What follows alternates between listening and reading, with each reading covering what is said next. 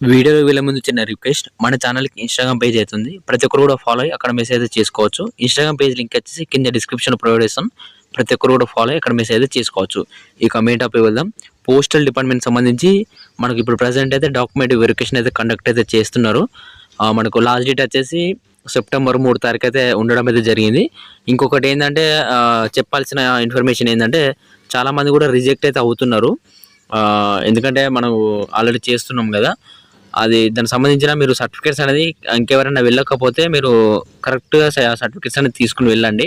కొంచెం లేట్ అయినా ఏం కాదు గానీ డిసెంబర్ 3 కదా! ఇంకా 3, 4 రోజులు ఉంది కాబట్టి ప్రతి ఒక్కరు కూడా మీరు సర్టిఫికేట్స్ అనేది కరెక్ట్ తీసుకొని వెళ్ళాలి. వెళ్తేనే మీరు డాక్యుమెంట్ వెరిఫికేషన్ అయితే కంప్లీట్ అయితే చేస్తారనమాట. నెక్స్ట్ దానికి సంబంధించిన సెకండ్ మెరిట్ లిస్ట్ అనేది ఎప్పుడు వస్తుందని చాలామంది కూడా డౌట్స్ అయితే అడుగుతున్నారు. యాక్చువల్లీ ఈ వీడియో వచ్చేసి నేను ఒక 3 డేస్ బ్యాకే రావాలి. నాకు కొంచెం చిన్న యాక్సిడెంట్ జరగడం వల్ల అది నాకు కొంచెం ఇంజ్యూర్ అవ్వడం వల్ల నేను అనేది వీడియో అనేది పెట్టలేదనమాట. మీకు అందరికి తెలిసిందే. అయితే సెకండ్ లిస్ట్ అనేది ఎప్పుడు వస్తుందంటే మనకు ఎగ్జాక్ట్‌గా ఎవరిని కూడా ఏ యూట్యూబర్ కూడా తెలవది.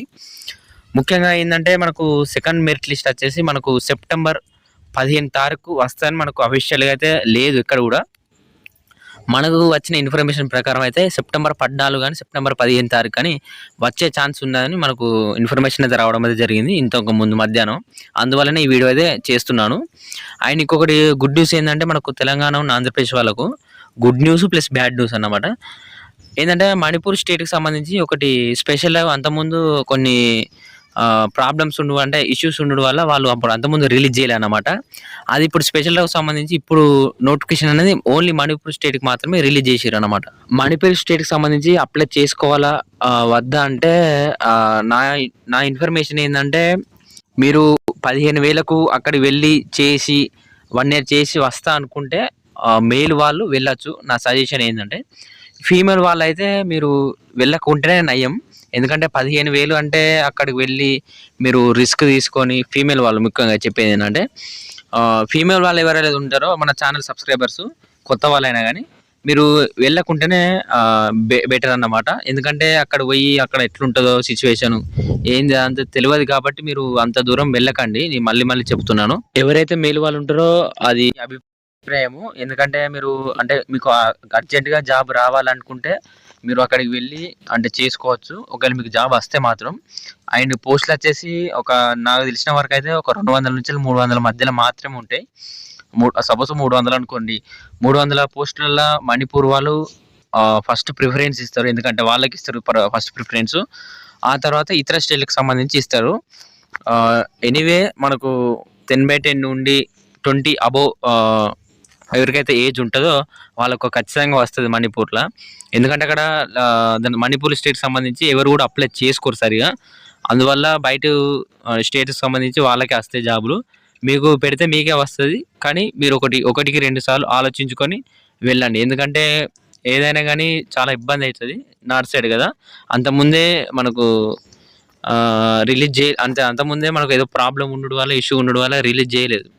అందువల్ల మీరు ఒకసారి చూసుకోండి. 1, 2 సార్లు చూసుకొని వెళ్ళండి. ఓకేనా? మణిపూర్ స్టేట్‌కి సంబంధించి. ఇది ఒక నా సజెషన్ అన్నమాట. నెక్స్ట్ తెలంగాణ ఉన్న ఆంధ్రప్రదేశ్‌కి సంబంధించి second merit list cut off ఎలాగుంటుంది అని చాలామంది కూడా అడుగుతున్నారు. కట్ ఆఫ్ వచ్చేసి ఏ విధంగా మనకు ఫస్ట్ లిస్ట్‌లో ఉంటదో దానికి 1 గాని 2 గాని పాయింట్లు మాత్రమే తగ్గుతాయి. మిగతా సేమ్ టు సేమ్ ఉంటది. అండ్ ఇంకొకటి గుడ్ న్యూస్ ఏందంటే మనకు తెలంగాణ ఉన్న ఆంధ్రప్రదేశ్‌లో చాలామంది కూడా రిజెక్ట్ అవుతున్నారు. ఎందుకంటే మనకు అప్లికేషన్ చేసేటప్పుడు చాలా మిస్టేక్ చేసిర్రు. నేను మళ్ళీ 1కి 2 సార్లు చెప్పినప్పుడు తప్పులు చేయకండిరా బాబు డాక్యుమెంట్ వెరిఫికేషన్‌లో వెళ్ళిపోతారు. ఎందుకంటే డాక్యుమెంట్ వెరిఫికేషన్ బాగా స్ట్రిక్ట్ జరుగుతది. ఎందుకంటే మనకు ఎటువంటి ఎగ్జామ్ గాని ఎటువంటి ఏమి లేదు కాబట్టి ఓన్లీ డాక్యుమెంట్ వెరిఫికేషన్‌తోనే ఆ ప్రాసెస్ జరుగుతది కాబట్టి మీరు డాక్యుమెంట్ వెరిఫికేషన్ అనేది వెరీ ఇంపార్టెంట్ అని చెప్పిన స్టార్టింగే. కాబట్టి మీరు నెగ్లెన్స్ చేసి మీరు ఏదో నెట్ సెంటర్‌లో పోయి అప్లై చేసి ఎవడో చెప్పినట్టు చేస్తే అది మీకు నష్టపోవడం అయితే జరిగింది. ఎనీవే ఎవరైతే డాక్యుమెంట్ వెరిఫికేషన్ వెళ్ళారో లేదో కింద కామెంట్ చేయండి. అండ్ ఓవరాల్‌గా మనకు సెకండ్ లిస్ట్‌లో కట్ ఆఫ్ ఎంత ఉంటదంటే మనకు ఎవరికైతే ఆంధ్రప్రదేశ్‌లో 97%కు అబోవ్ ఉన్న వాళ్ళకు సెకండ్ మెరిట్ లిస్ట్‌లో జాబ్ కన్ఫర్మ్. అండ్ తెలంగాణ వాళ్ళది చూసుకుంటే 93, 92 ఆ విధంగా 92 అబోవ్ ఉన్న వాళ్ళకు జాబ్ అయితే కన్ఫర్మ్ అన్నమాట. తెలంగాణలో మాత్రమే అది 92 అబోవ్ అండ్ 100% కూడా ఉండే అవకాశం అయితే ఉంటుంది. ఓవరాల్ గా చెప్పేందంటే మనకు ఇంతే బ్రదర్ ఈ వీడియో. ఎవరైతే ఈ కట్ ఆఫ్ ఉన్న వాళ్ళకు హోప్స్ అయితే పెట్టుకోండి సెకండ్ లిస్ట్ లా. ఎవడో యూట్యూబర్ చెప్తున్నాడు అలాగే అని అనుకుంటే అది మీరే నష్టపోతారు. ఎనీవే నేను చెప్పగలిగైతే చెప్పినాను. ఓవరాల్ ఇంతే బ్రదర్. అండ్ కొత్తగా మన ఛానల్కి వస్తే సబ్స్క్రైబ్ చేసుకొని పక్కన గంట సింబల్ ఆల్ పెట్టుకోండి. Thank you.